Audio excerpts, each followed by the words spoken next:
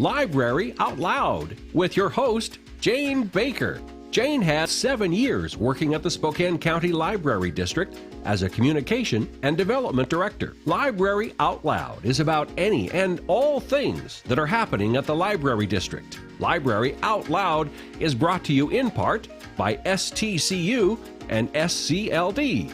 Now, here's your host, Jane Baker. Hello and welcome to Library Out Loud. I'm Jane Baker with the Spokane County Library District. Joining us today is Sheri Boggs. Hello, Sheri. Hey, Jane. Sheri, you are the Youth Collection Development Librarian for the district, and you have the coolest job. But let's explain for those who haven't seen you on the program before what exactly your job is. I am basically a buyer for the district, and so I buy all the kids' books from 0 up to 18. For ages, 0 to 18. Right. Yeah.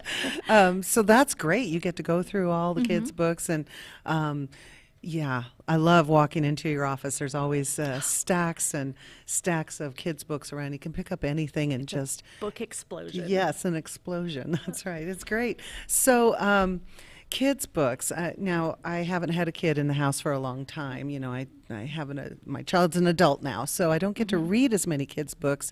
And recently, we had a staff day. That's where we close all the libraries for the day, and our staff gathers, and they go through all this instruction, different classes, and keep up on skills. And you did a session about kids' books. And oh my gosh, there's so many great kids' books. So we thought, what a great thing to have you on the program to talk about kids' books. So even if you don't have a kid in the house, you're going to love this because these books are great. These books are great. So where should we start? I'm going to start with some board books. Okay. I'm going to kind of go chronologically by youngest to oldest. Okay. So the first one I brought is You Are Light. Mm-hmm. And I love this one. This would be good for...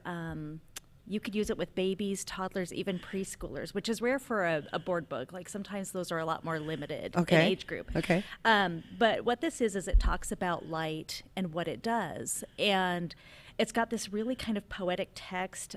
There's nature concepts, like it talks about evaporation, like lights. There's a line in here that's something like light sips the sea to make the rain. Like it's just beautiful. Oh.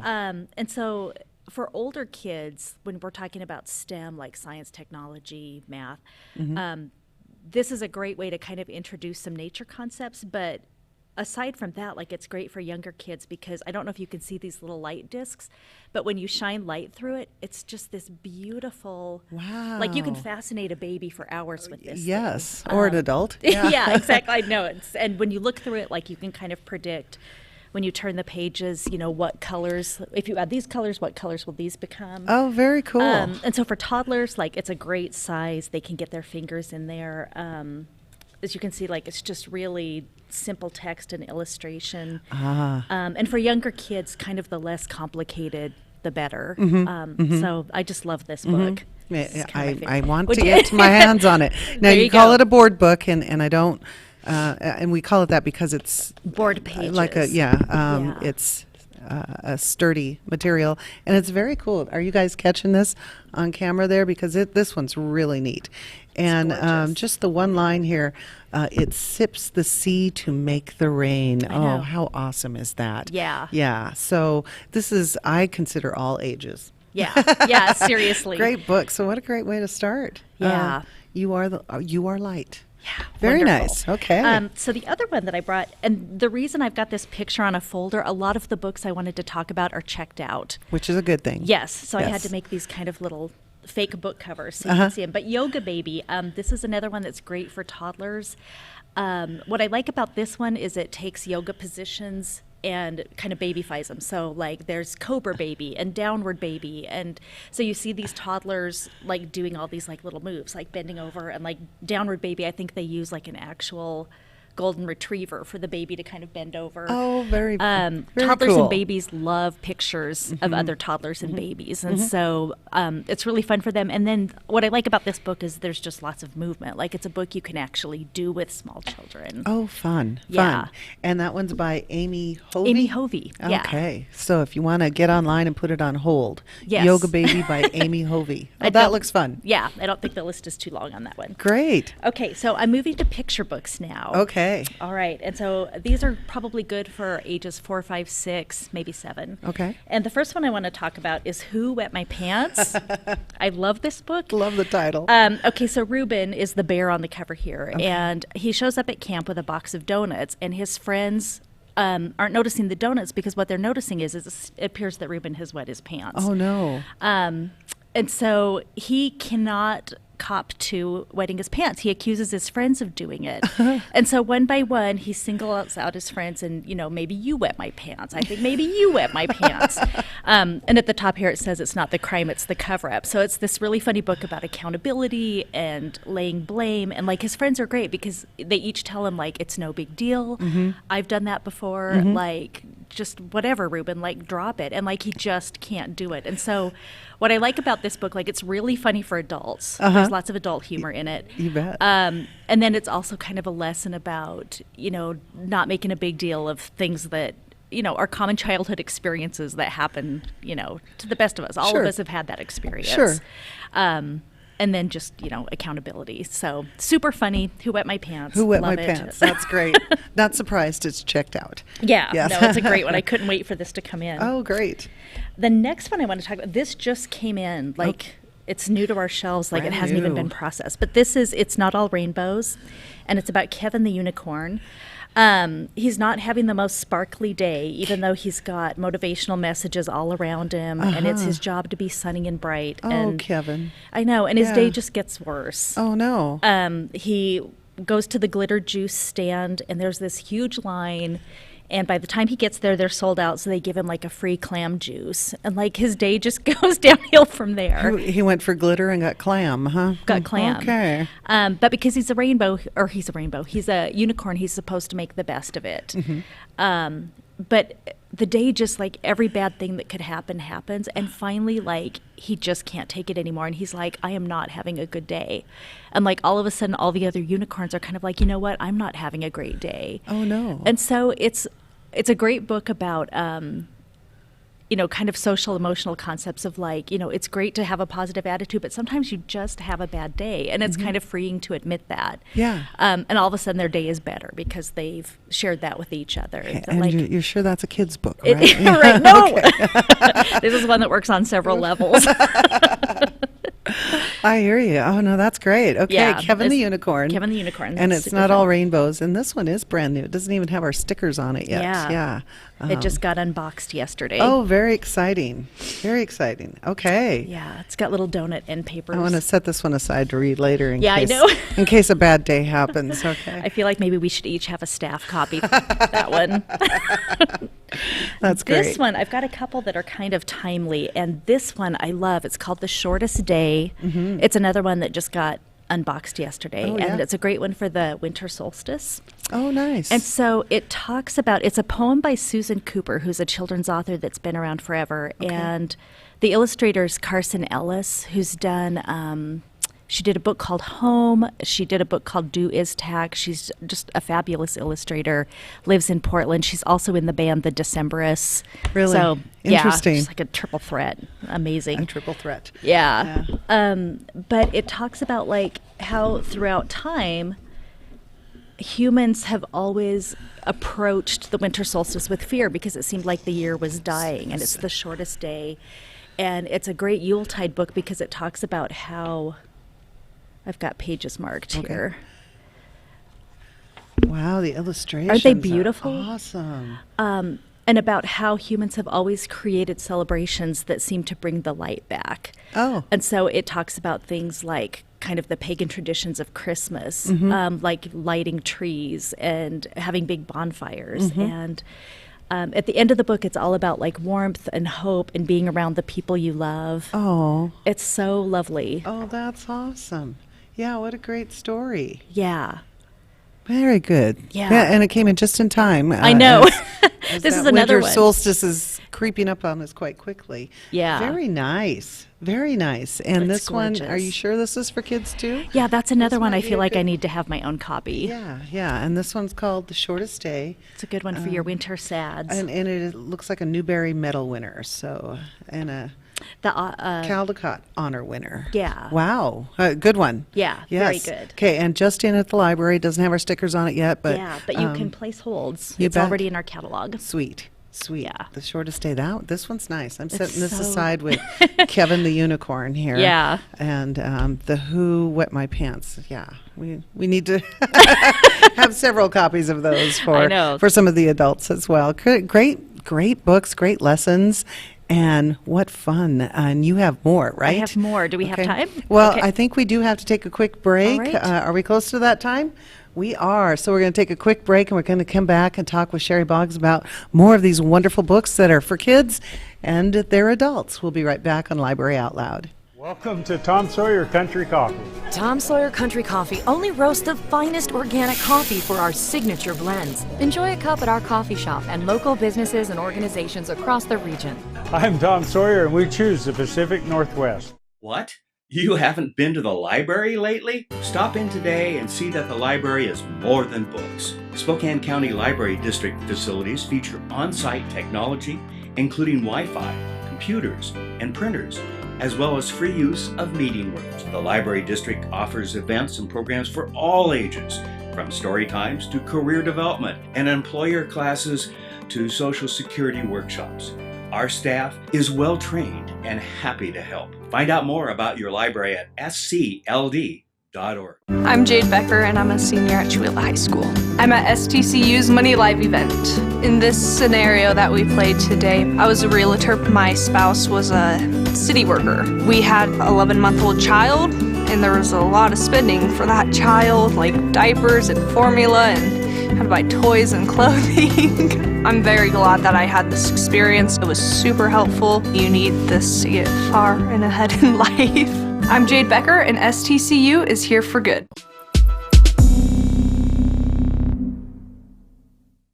I love Spokane. It's where I've raised my family and run our business. But lately, I don't recognize it. Crime and open drug use take more of our city and our citizens every day. But it's not too late. I'm Cindy Wendell.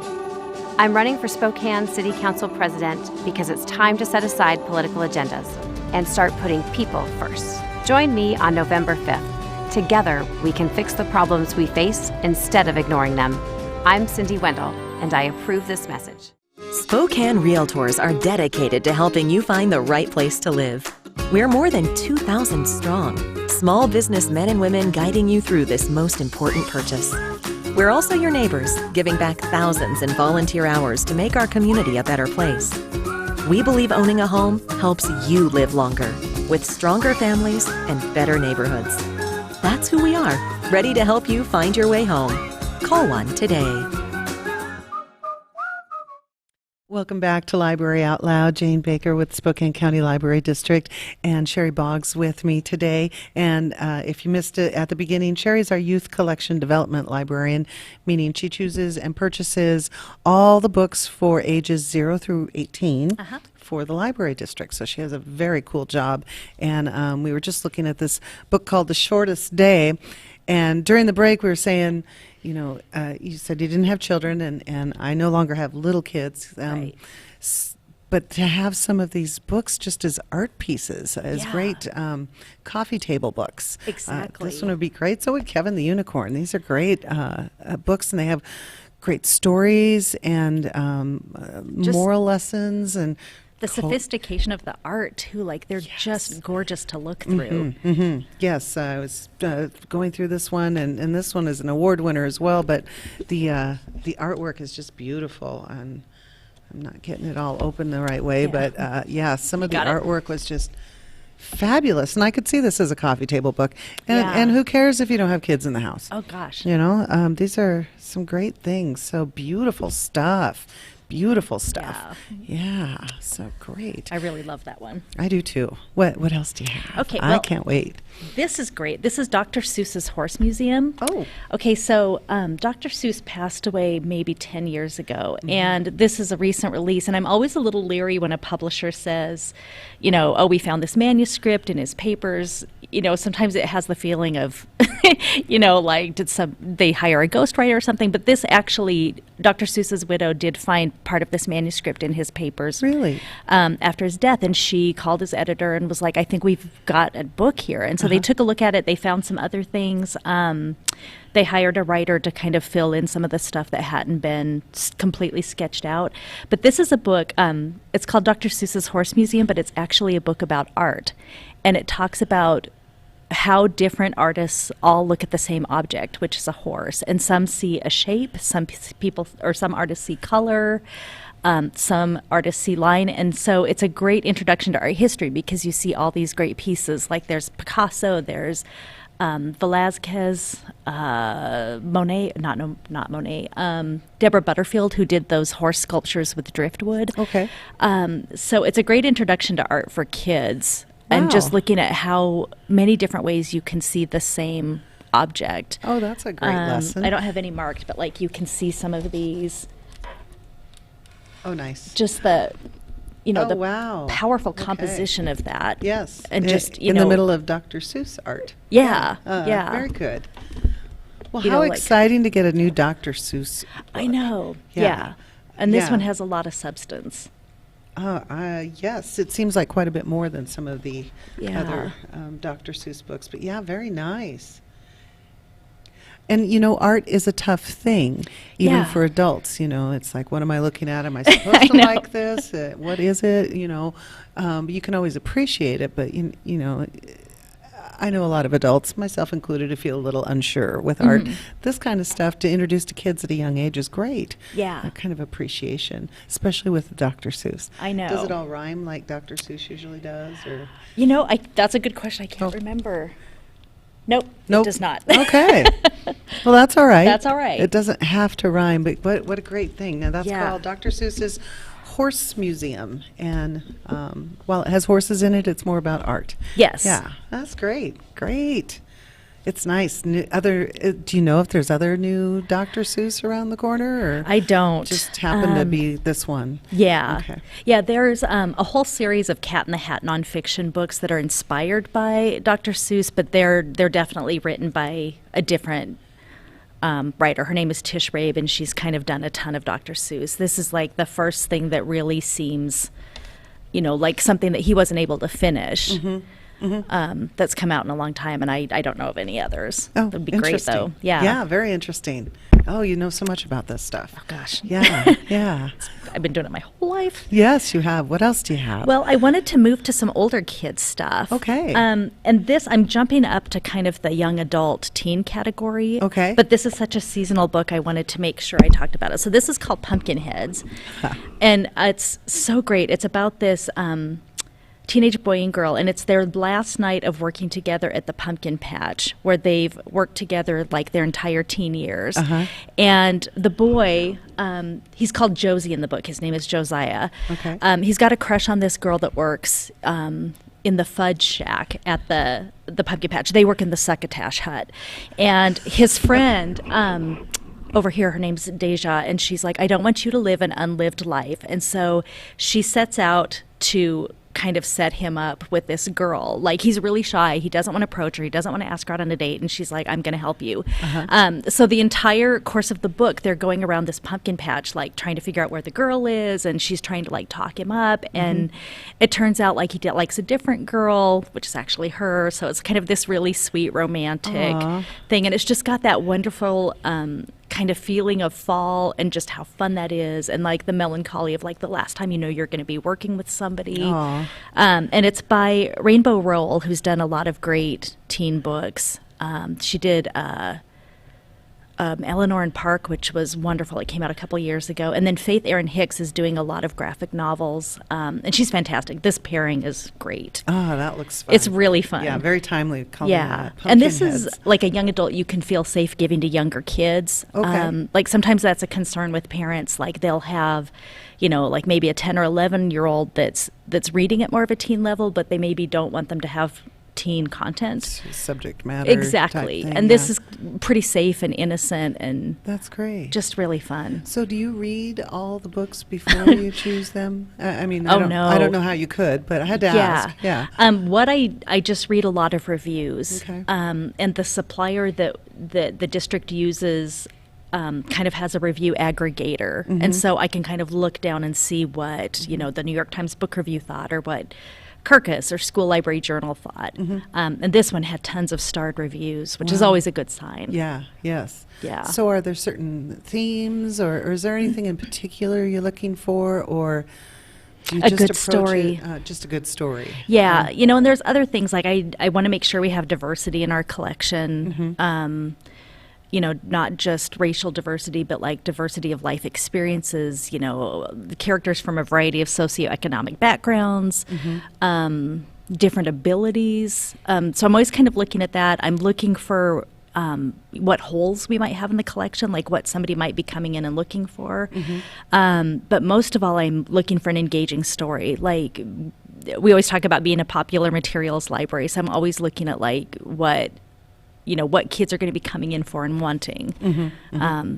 And so, like a little romantic graphic novel in the fall is just like, that's perfect. Oh, yes, yeah, that's perfect. I do want to back up on something you said, popular Sure. materials library. Yeah. Not everybody realizes that with libraries. There are different libraries. There's educational libraries, there's reference Right. libraries, and then we're popular materials. So we're the stuff that the average person wants to read. Yeah. Yeah. Not that you can't find a lot of resources and reference in our Yeah. library. We do have a lot of that. And our staff is great at helping you find any of that kind of information. But popular materials, if you're looking for what people are reading now, most likely we have it. Yeah. Yeah. Or Yeah. we're getting it soon. Yeah. We always tell new staff when they visit the department that, we use a lot of review journals, but we also really rely on things like Entertainment Weekly. It's just, kind of being aware of like what's coming out right now that people are going to be looking for. It's almost more like a bookstore model Yes. of running a library instead of, archives and keeping things forever. Yeah, yeah. We don't do that. We don't do that, Nope, no. Nope, we're not that kind of library. We're a lot more fun than that. Yeah, exactly. No offense to the other libraries, know. but we're a lot of fun. So that's a great one. Yeah. Yeah, pumpkin I love heads. it. What else do you have? Okay, so I wanted to give a shout out to Cryptid Creatures, and the reason I wanted to talk about this one, it's by Kelly Milner Halls, local author. Yes, She's fantastic. She is. She's been doing some programs for us this week. I don't know if she has any left. She does. They're Does she? actually happening this week. Yay! Yeah. Oh, that's awesome. Okay, so if people have a chance to go to that, go, because her presentations are fantastic. This book is about cryptids, which are your maybe real, maybe not creatures, like Bigfoot. Bigfoot or the Loch Ness. and- Exactly. Yep. And so she breaks all of them down into like what kind they are. Like, are they humanoid cryptids? Are they flying like the Mothman?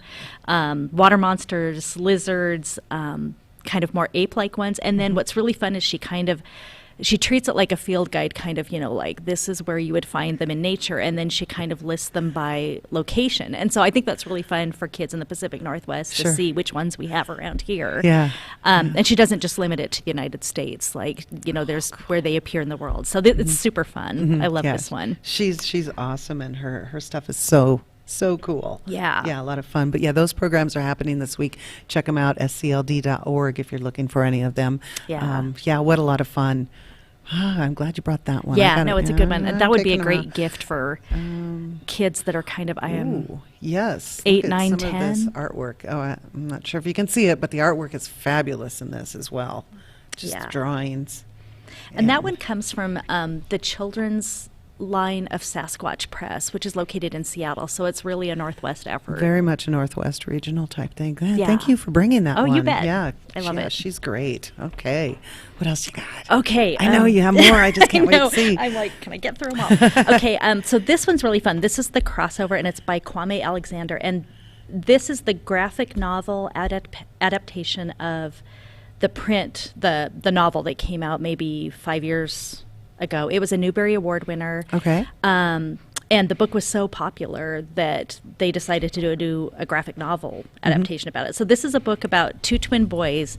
They're identical twins, but they're different in all these other ways. And so, like they both play basketball, but they support different teams.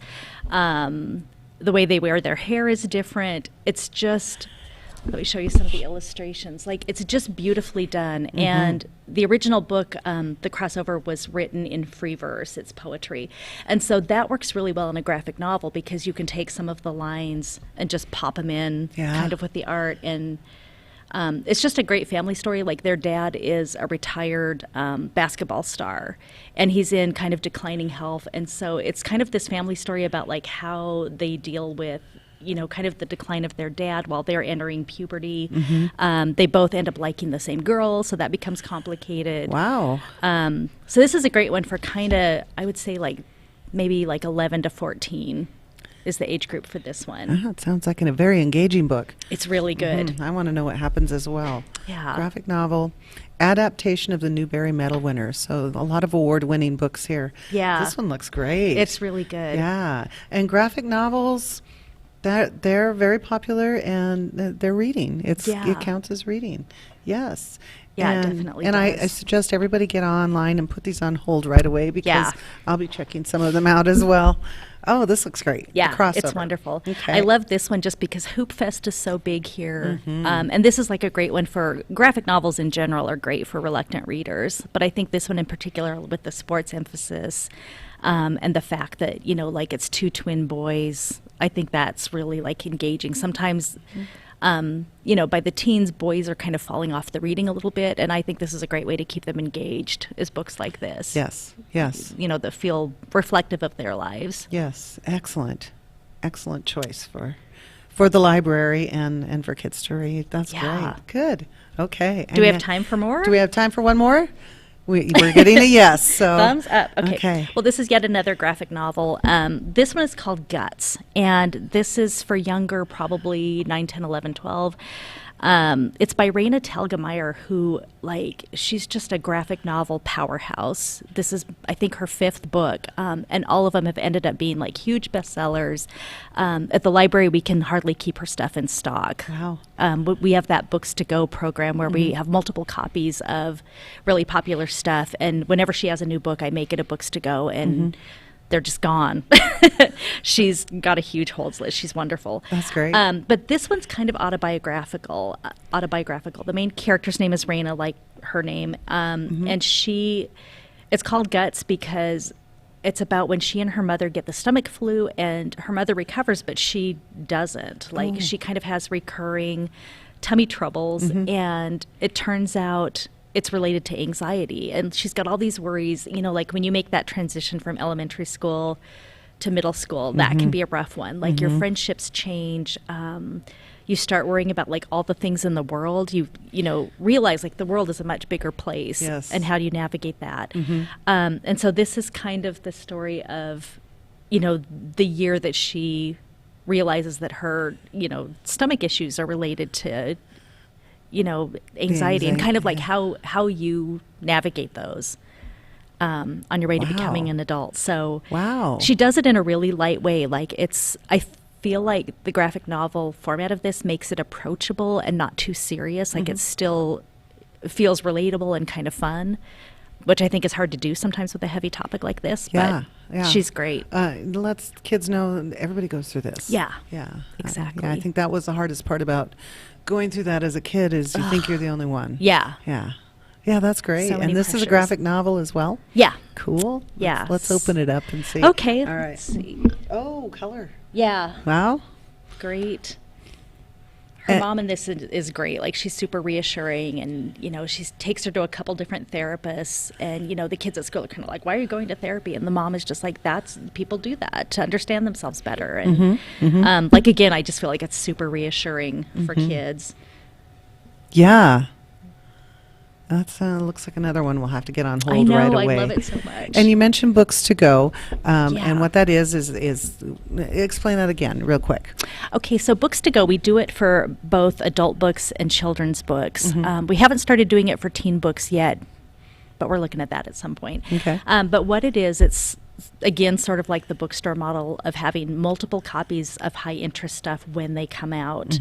And so we'll have lots of movie tie-in stuff. Like, I know this fall there's a Frozen sequel coming out, so I've already ordered a bunch of stuff for that. So that would be a good Books to Go.